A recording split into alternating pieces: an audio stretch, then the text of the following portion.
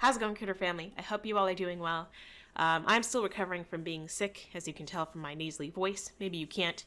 I may do a bit of coughing in this video. I'm going to try my best to edit that out if I go into any coughing fits. But today you're just going to get ugly, lazy me, because it's very, very cold outside in Washington State. And not that I'm particularly, dashing in any other video, but today you get particularly ugly me. So, I know, body positivity, all for it. I'm practicing it, New Year's resolution. But so today, instead of getting myself super riled up with a reaction, we're going to be looking at a comment that I got a little while back, a few weeks ago. This is from the video Big Dog Fella's review, and this was a comment posted on that video. So I'm blocking out the person's name because this is not anything personal against them. If you go to the video, you'll go down to the comments and you'll see it. Maybe you won't. I don't know. Maybe I will have removed it. It depends on how the interaction goes with this person. So this is still not anything personal against them. I'm using this as an example of a filter of how the person who wrote this comment, how they see the situation versus how I see it from my filter, from being a trainer, from being an owner, from having experience working with animals, specifically dogs, and changing behavior. So now, again, nothing personal. I'm just going to be explaining this to you all. And then if you're interested in hearing about that, then great. And if not, then we'll definitely catch you next time with a review. I have plenty more reviews that will be coming up soon, so don't worry about that. So let's get started. They say, what do you suggest then?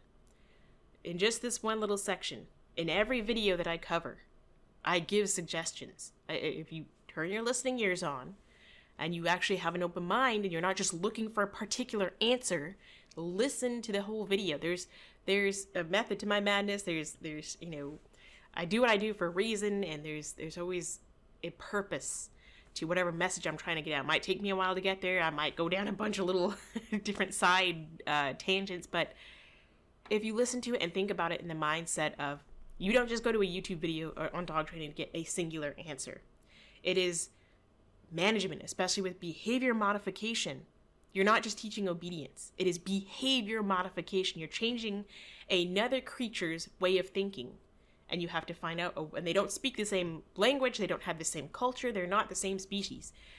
So that takes an understanding of how your animal works. It takes an understanding that, it's going to take time and patience. So if you listen to it as a whole, everything I say throughout my channel, I say it as a whole. Take little bits here and there, whatever works for you. But I always give explanations as to why I do what I do, why I say what I say. It may not all be in one video. If you actually want to learn and at least think the way I do, or learn, what I've learned, then go through the videos and keep your mind open and listen for little bits. But they say, okay, what do you suggest then? Well, I probably already suggested it in the video, but I'll suggest it again here.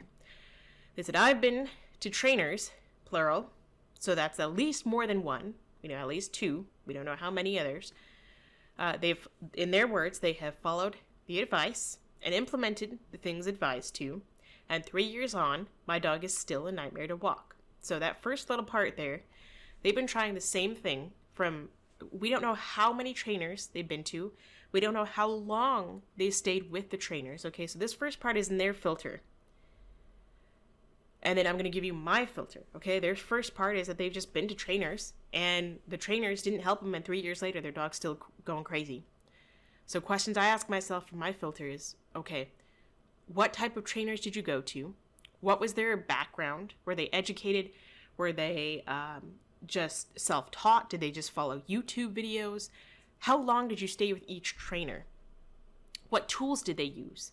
If they give you a training plan, if you only saw them once, you can't really blame the trainer. Unless you could be with them for 4 hours or 14 minutes and you can learn great things or horrible things. It doesn't matter. There's a lot more that goes into it. But regardless, you can't blame the method or necessarily the trainer if you didn't actually do what they told you to do. And I'm not saying this happened, but from my own experience, that a lot of times I've had clients that I would see once or twice or even for multiple years, and they still were not doing what I told them to do from the very beginning. if I've told them once, I've told them 1,000 times. If a dog is pulling, don't worry about saying no pulling and yanking back on them. Don't do that. I've told them probably 12 times and shown them 12 more times how to use the loose leash to teach pressure and release. But people just don't listen, and they want to blame the method, they want to blame the trainer, they want to blame the dog, they want to blame everybody else but themselves. I'm the number one supporter for holding yourself accountable. I hold myself accountable all the time to a fault. Okay? I made absolutely numerous mistakes with my Shiba that I regret to this day. Even though he's, since passed, we're coming up on his 6-month anniversary since my good boy passed. Which, side tangent, I know this is not what it's about, but I don't know, for some odd reason. I mean, I've been fine with it up until now, but this month in particular has been hitting me a little bit harder. Maybe it's because my apartment is a little more empty now. I am moving. Go figure, how many times I've moved on this channel. I am moving again, moving in with my sister, and so we're going to have a good time there. I'm taking care of myself, mental health, but for those of you out there that have lost a pet, is this like, I don't know, have you guys experienced that after, the 6-month mark? Is that just me? I don't know, but, anyway, back to this question. I don't know if I'm all for holding yourself accountable. So we're going to get more into this, but that's just what I see from my filter. Okay, was the trainer actually, did you have good communication? Or did they just say, do this, A, B, C, and then it's good? And then they left you to your own demise. Clearly, this person is still doing the same thing after 3 years. If after 2 or 3 or 6 months, you can probably either question the trainer, let them know, try another trainer, but don't just go trainer to trainer. Because remember, we are teaching you as the human. We're not just teaching your dog, or at least I'm not teaching your dog. I'm teaching you to continue working with your dog. My dog walks ahead, but pulls, walks on 2 legs, so sounds like they're back legs, pulls to get to people, barks at other dogs, and pulls to get to them. Sounds like either over-arousal, sounds like a learned behavior. It could be frustration, reactivity. Maybe this dog has a positive association with other dogs if they go to the park a lot, or they're loose leash, or if they're off leash. They can be excited and associate other dogs, and when they're on leash, they can't get to them, so they become frustrated. And same with people. Or they could have had a bad situation, and they're fearful of other dogs. Either way, this does not sound fun, and I'm all for making a walk as peaceful as possible for the dog and the owner, because I want there to be harmony. So they say, overexcited, but off lead is fine, but does not listen. Okay, so in their filter, they get overexcited on leash, but off leash they're fine. How is that? Why is that so common that I hear that? So many times I see people with the dog that's going wild on the leash, and it's not the dog's fault. The dog is like crazy Cujo, barking and going crazy, but those people, I'm not saying this person is one of them, but those type of people often will have their dog off leash, and they're carrying a ball and a chuck-it with them. And that's how they tire their dog out.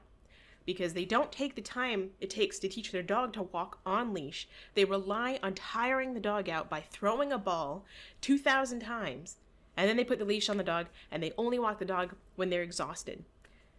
If you need to do that just to start working, fine. You do whatever you want to with your dog. I don't care as long as your dog is not interrupting me and my dog. If I'm by myself, fine. Just as long as nobody's getting hurt. But all these people, so many times, 9 out of 10 people I see, their dog is a mess on leash, but they never take the time to actually work that out. And that takes time. It takes management. It takes you as the owner taking accountability to work with your dog and not just manage the situation. There's a time and a place for everything. I get that. If you're out there in the sticks and whatnot, you're not in the city, you don't care about having your dog on leash a lot. Okay, that's fine. It's still a good thing to teach your dog to be able to be on leash, but hey, that's just me. So and they say they do not listen on lead, or maybe, I think overexcited, but off lead is fine, but does not listen off leash. Okay, all the more reason why we need to look at ourselves and how we're working with our dog. Does our dog understand the cue that we're actually teaching them? Does our dog actually understand it? Do we just think they do? Has become possessive aggressive and bites us if we try to remove things. This is not just an obedience thing. This is a management thing that doesn't just pop up overnight. Over 3 years, your dog has progressed to get worse and worse. And whose fault is that? I know you're not going to like me saying it's the human's fault, but it is. Okay? Now, you want your dog to pay by having to use a choke chain or a prong collar or shot collar because you just wanted to let it go and blame the trainer, blame the method, blame the tool, blame the blah, blah, blah, blah, blah, blah, blah. Has become possessive aggressive. So they have resource guarding and bites. Okay, how hard do they bite? Where do they bite? When? What do they protect? Do they protect their food? Do they protect toys? Do they protect the couch? And how have you handled it until this time when they become aggressive or possessive?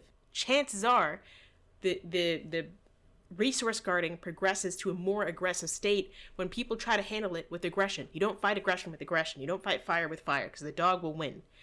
In the end, the dog loses, but, They bite. Okay, so bites, lunges, and goes first at bedtime when she's tired. That doesn't seem to make sense to me because there needs to be a lot more information in there. Okay, why does she bite at you when she goes, when she's quote unquote tired? In their filter, the dog is tired. To me, it sounds like maybe the dog is frustrated. I don't even know what breed of dog this is or how old they are. Sounds like they may have some pent-up energy or they don't trust you or they're just frustrated. I mean, is this dog crated a lot of the time? What else is going on? They want to blame it on the dog. They're making this a dog issue and not a human issue. The dog does what they live. It's no miracle that my Shiba was as good as he was because he lived with me and he lived the life of me. Now, I'm not even going to say a trainer because I wasn't really strict on obedience or any of that nonsense. I mean, not nonsense. It can be very helpful, but I'm not one of those really strict people. He wasn't crated. I didn't care about him, begging for little snacks and things. I mean, depending on the lifestyle we need, he was perfectly fine. And he wasn't, he was spoiled, but he knew manners. He certainly knew how to behave himself because I kept up with that. That was just our lifestyle. I'm not saying you can't be militant. I'm just not the militant type. And just because you are militant doesn't mean that your dog is safe or happy. So at bedtime, she lunges at you when, according to them, she's tired. She does not listen to command at all. So the fact that they say command means that you see it, again, as a dog problem, as you're commanding them, not a cue, not a behavior, at all, and ignores us no matter how much we reward good behavior. Okay, so they, in their minds, or at least in this one person's mind, believe, and it sounds like there's multiple people because they say, we. So each person is training the dog, regardless of if you're aware of it or not. So the dog learns behavior. It could be, confusing to the dog. You say you're rewarding for good behavior. How do you reward? What do you reward with? Do you have good timing? Does the dog feel that they are being rewarded? You can say that you're rewarding them, but it doesn't sound like the dog is necessarily being rewarded. When it comes to rewarding good behavior, this is beyond just rewarding for what you think as good behavior, which could be you see them sitting before eating as good behavior. Where I see it as just, it doesn't translate. I see it as just obedience, but you say, sit, she sits, good, that's good behavior, I'm going to reward that. Versus you have a resource guarder, and I want them to be comfortable with me just standing in the vicinity of their bowl. I mean, there's so much to it that I can't answer in just this one question or suggestion. It's a management thing, and in the way this person sees this whole issue as the dog, and it's been 3 years, and the dog is progressively getting worse under the care of this person and whoever else is living in their household or whoever else the dog normally interacts with. It's a human problem. 3 years on, and she hasn't learned much. She is such a stubborn diva. So when I hear people who label animals, I automatically apply that label to the person who said it. So the person is stubborn because they haven't learned they're the problem. They call the dog a diva. That is why you have issues. Because your dog, if you're calling them a diva, you see it through one filter. I see it through a different filter. I see it as a smart dog who is confused. They don't trust you. They don't understand you. You don't understand them. There's a complete mix-up of communication. There's no consistency. And that consistency doesn't have to, again, be a militant lifestyle that your dog has created, and they do this, and they do that, and they do that. The step treat does not work if you have a toy dog. So is this a toy dog? Because you would break your back walking that low. There's ways you can, there's things you can create. I've had dogs where I had a little dowel, and I put a little wooden stick, and I put some peanut butter at the end of the stick. And I'm walking upright, and I can take my little stick, and I can bend it down, let them lick it, and move. Or, in the case where I teach a dog not to pull, I don't even use treats for the walk. If you look at the channel, and with a lot of videos like this, in every channel, in every video actually, I link how I teach loose leash walking. And it really doesn't, I don't use treats a lot when I'm teaching loose leash walking, especially the very short dog. It depends though on the situation. So they say that the step treat does not work if you have a toy dog because you would break your back walking that low. And it's dangerous. How is that dangerous? Using a treat. Everybody wants to say it's dangerous. You're not necessarily going to break your back. It's not going to feel good. Try something else.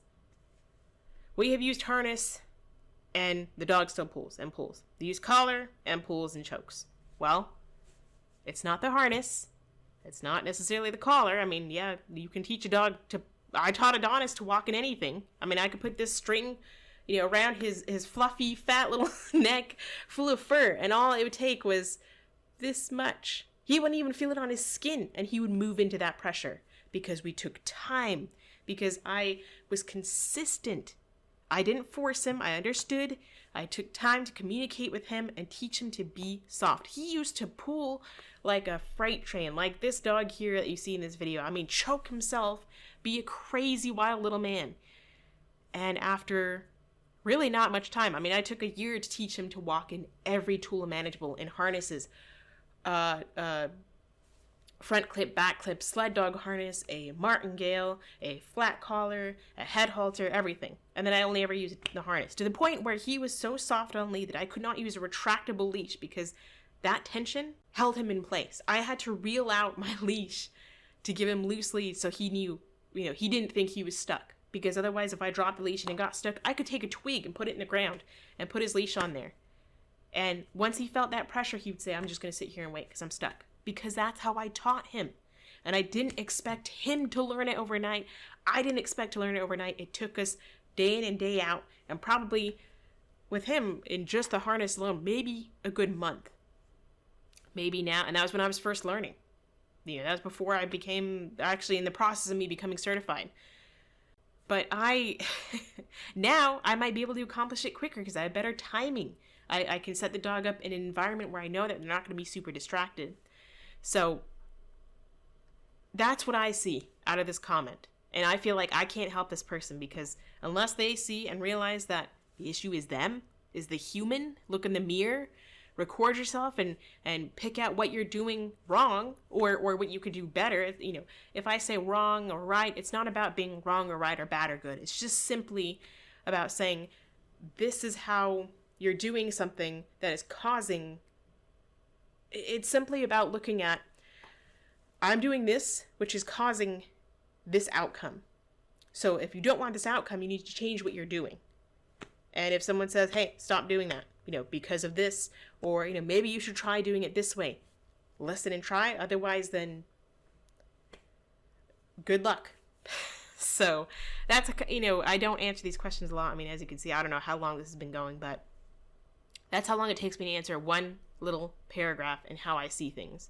I see this person as a stubborn diva, regardless of gender, regardless of, any other of that, this person is stubborn. And they think that it's the dog's issue, and after 3 years they want to blame the method or treats or the trainers or whatever. It's a human problem, no doubt. Doesn't mean that the dog can't learn manners, but you don't need to rely on tools to teach it. You know, that's why I mean, otherwise, how have I been so successful over, now 9 years of training? Yeah, for cases where I've had dogs for 3 years that I've been working with, that I'm no longer working with, it's because the human was stubborn. The human didn't listen to what I was teaching. I can't control that. That's not my job, is to be in there and control the human in every aspect. So again, it's not the method, it's not necessarily the trainer. It's the environment the dog is in most. So anyway, there's that. That's what I see about that if that person, I doubt they're gonna watch this whole video, but anybody else who may have questions kind of like that, keep an open mind, and just, you got to realize that, what can I do better? What can I change about the situation? Because that's all you can do. Your dog can't change anything. You control everything your dog does. You control every situation you put your dog in. So start thinking about it, for future, how to set my dog up for more success, how to set myself up for more success. I want to help people set themselves up for as much success as I do for the dog. And I love to praise people. I praise the owners and pet guardians more than the dog. And I always make a point of that, because I want the human to know when they're doing something right, because I'm essentially teaching the human to teach their dog. Yes, I can work with the dog, but I need to teach you to be consistent so you continue to get those results. So if anybody does have questions, I'm more than happy to answer them. You can even try, if you want to pay for them, you can go to my Patreon. There's a $10 tier, and I will answer and make a specialized video just for you. Otherwise, if you want to ask questions, you're more than welcome to ask them here, and I will answer them when I do have the time for them. And that would be, free of charge if you can't afford it. I totally understand.